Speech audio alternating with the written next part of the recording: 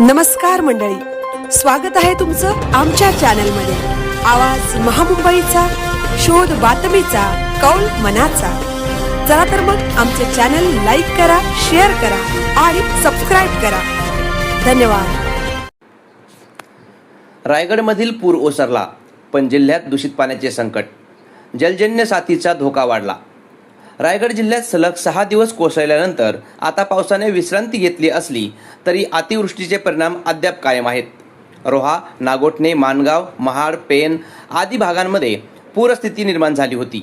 अनेक ठिकाणी नद्या, ओढे आणि नाले दुथडी भरून वाहिल्याने घरे, बाजारपेठा आणि पाणी पुरवठ्याचे स्रोत पुराच्या पाण्याखाली गेले।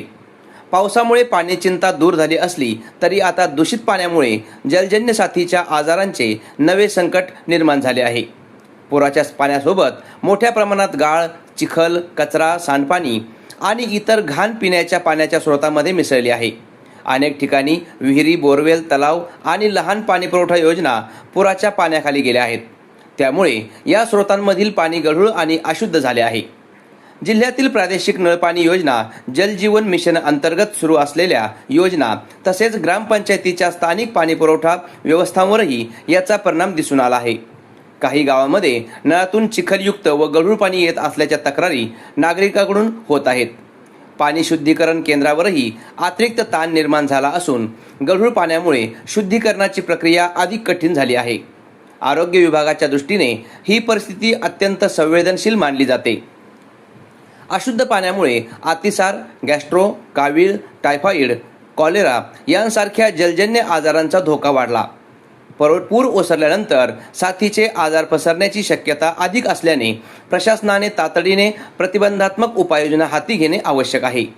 यंदाच्या मुसळधार पावसाने रायगडची पाण्याची चिंता दूर केली असली तरी पुरानंतर निर्माण झालेले दूषित पाण्याचे संकट अधिक गंभीर ठरत आहे। त्यामुळे प्रशासनाने युद्ध पातळीवर पाणी शुद्धीकरण, निर्जंतुकीकरण आणि आरोग्यविषयक उपाययोजना राबवण्याची गरज आहे।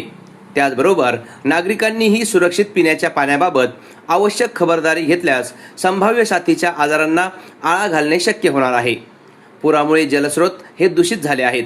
यासाठी जिल्हा परिषदेच्या पाणी पुरवठा विभागाने तातडीने जलशुद्धीकरण करावे, जेणेकरून नागरिकांना स्वच्छ पाणी मिळेल, अशा सूचना दिल्या असल्याचे जिल्हाधिकारी किशन जावळे यांनी सांगितले।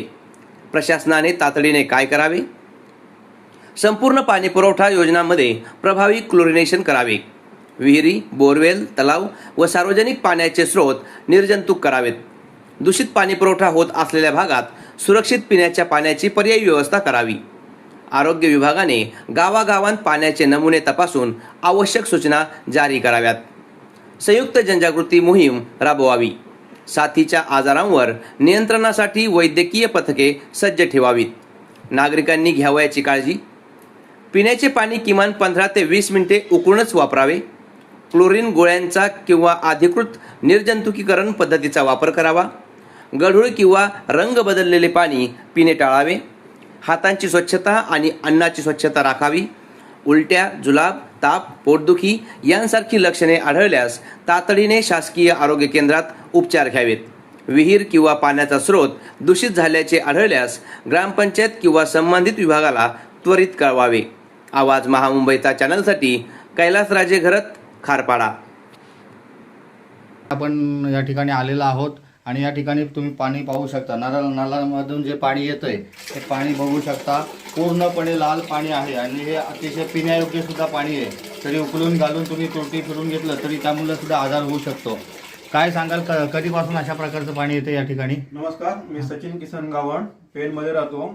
आता पूर आल्यानंतर अजून 5 ते 7 तारखेला पूर येऊन गेला, तर तेव्हापासून आजपर्यंत पाणी हा सतत गढूळच। त्याच्यामुळे आम्हाला वेगवेगळे आजार होऊ शकतात, कावीळ होऊ शकतो। अद्यापपर्यंत पाणी असं स्वच्छ आलंच ना, आता गढूळ पाणी येतो, तो घालून घेतला तरी पण तो पाणी मातीत भरलेला दिसतो तो। धन्यवाद। आता तुम्हाला या ठिकाणी तुम्ही सांगितल्याप्रमाणे जे पाणी गढूळ येतंय, तर तुमची काय प्रशासनाकडनं काय तुमची अपेक्षा आहे? साधारणतः प्रशासनाकडे माझी अपेक्षा आहे की पाण्याचा फिल्टर प्लॅन नवीन बसून घ्यावा। एक घर बिल्डिंग भरपूर वाढल्यात आणि पाणी नदीतून दिला होतो तो फिल्टर न करता तसाच आमच्याकडे येतो। अजिबात फिल्टर होत नाही. तसंच ते तसं पाणी उचलतात आणि मग ते टाकीला टाकून परत रिटर्न करतात इकडे आहे फवारणी. म्हणजे आता पूर जो ओसरला आहे तरी पण तुमच्याकडे जवळजवळ अजून 5 ते 6 दिवस झालेले आहेत, तरी पण अशा पद्धतीनं दूषित पाणी या ठिकाणी येतंय. तर प्रशासनाला या व्हिडिओच्या माध्यमातून आपली विनंती असेल की अशा पद्धतीनं जर पाणी येत राहिलं तर यामुळं लोकांचं आरोग्य बिघडू शकतो आणि जे साथीचे आजार आहेत ते मोठ्या प्रमाणे पसरू शकतात आणि नागरिकांच्या आरोग्याला यामुळे मोठ्या प्रमाणात धोका निर्माण होऊ शकतो. तर प्रशासनाने लवकरात लवकर यावर योग्य ती खबरदारी घेऊन अशा प्रकारचं जे दूषित पाणी येतं यावर योग्य ती त्वरित योग्य ती याच्यामध्ये खबरदारी आणि हे घ्यावी आणि जेणेकरून अशा पद्धतीनं जे पेनवासी असेल किंवा रायगड जिल्ह्यात संपूर्ण मोठ्या प्रमाणात जो पूर आला तर संपूर्ण रायगड जिल्ह्यात अशा प्रकारचं दूषित पाणी हे नळाद्वारे येत आहे. तर प्रशासनाने यावर योग्य ती खबरदारी घेऊन चांगल्या पद्धतीनं पाणी नागरिकांना कशा पद्धतीनं पुरवता येईल याची खबरदारी घ्यावी. धन्यवाद.